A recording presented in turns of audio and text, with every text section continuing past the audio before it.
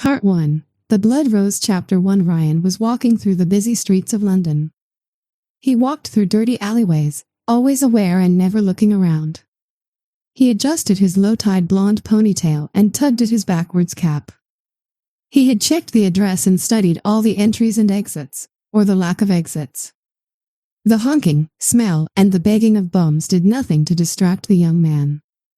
He didn't like being here, but he moved to the door. "This is what I deserve," he said aloud to himself. He opened the door. To his surprise, it was spotless and smelled nice. At the receptionist's desk, he was welcomed by a warm atmosphere of nature paintings and soft music. He tentatively rang the small bell on the desk. "Good morning, sir." Ryan turned to look at the voice. What he saw was a skeleton wearing a sharp blue suit with a name tag that read Femur. "May I have your name, sir?" Ryan was quiet for a beat too long before he answered. "Ryan."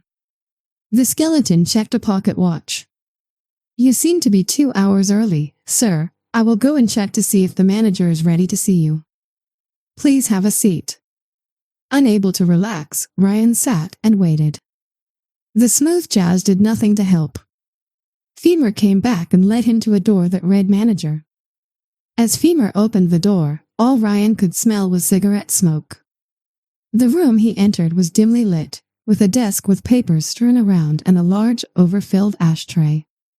The man behind the desk looked to be in his late 40s with very short salt and pepper brown hair and a short beard. He was working with a cigarette dangling from his mouth.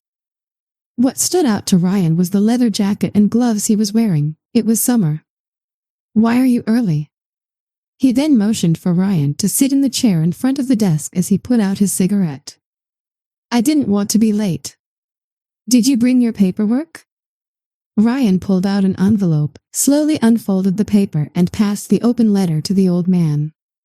He then looked up and lit a cigarette and stared at the young man. "Why are you really early?" "I don't have anywhere else to go, sir." At the "sir," the older man held up his hand. "Don't call me that, call me Grizzly." He looked over Ryan's paperwork. "According to this, you lived in an orphanage until 14, and you disappeared for 7 years. He studied the young man's face as he spoke. No reaction. "What happened to you during that time?" Ryan kept quiet. Grizzly flicked some ash on the desk and then held up his hands. "Listen, kid, I am not here to judge you. I am just an old guy looking for the truth." At the young man's silence, Grizzly sighed. "This is a very dangerous career you want to be part of," he said as he took a big drag. "Does that bother you?" "No. It should." He never took his eyes from Ryan. "Have you ever worked as part of a team?" "No." "I understand. If you join my team, will you follow my orders without hesitation?" "Yes," he answered in a monotone without breaking eye contact. The old man stood up and effortlessly shoved his desk to the side with one hand, and paper flew everywhere as the desk hit the wall hard. Ryan didn't flinch. "Wrong." As he yelled, the cigarette flew from his mouth. He lit another cigarette and walked over to Ryan. "You need to follow your gut when orders are given." He got so close that Ryan could feel the heat from Grizzly's cigarette. People tend to make decisions based on what they believe, and some people believe in horse shit. The two men just stared at each other for a minute. "Should I leave? Why would I turn away the first guy to escape the Silver Tongues?" At the mention of that name, Ryan's eyes went wide. Without warning, he shot up and tried to run for the door. Grizzly was quicker and grabbed him by the arm. "Wait, I don't want to hurt you," the older man pleaded. "Let go of me." Ryan tried to punch at his throat, but the old man easily blocked his attack with the cigarette dangling from his mouth. As a last resort, he pulled out a dagger. As he tried to stab Grizzly, the older man casually caught the blade, and it instantly turned into smoke. "How?" The young man was caught unaware by this display. "You can do magic?" "I am part of the guild, kid." Grizzly put himself between Ryan and the door. "I am here to help you." Grizzly loosened his grip on Ryan's arm. How about we make a deal? Trust me for 24 hours and not a second more. Ryan tore his arm from Grizzly's grip. Fine, but if I sense anything, I'm gone. The monotone in his voice was no longer there. Agreed. Grizzly held out his hand, and the young man shook it. The hand was thinner than it was supposed to be. Please sit, you deserve an explanation. Ryan sat back down while Grizzly put the desk back in its place.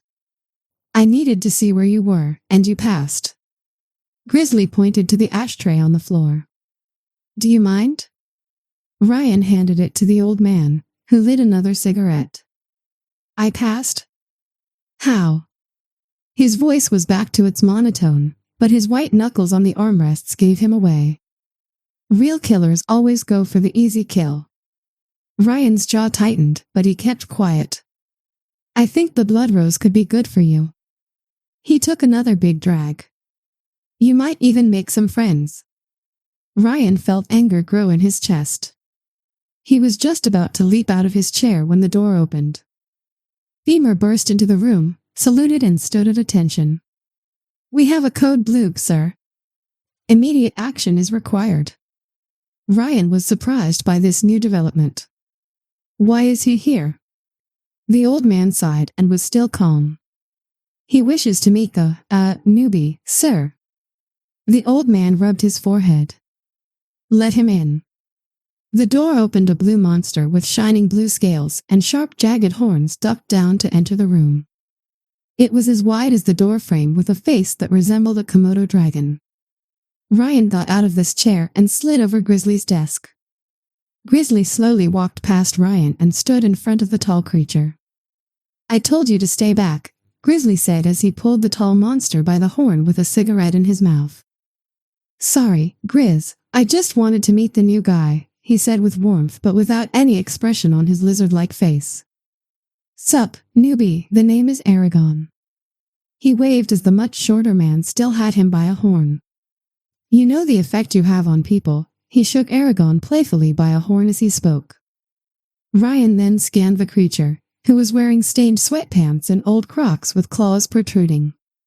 When Ryan saw that these two were standing in front of the door, he abandoned his escape plans.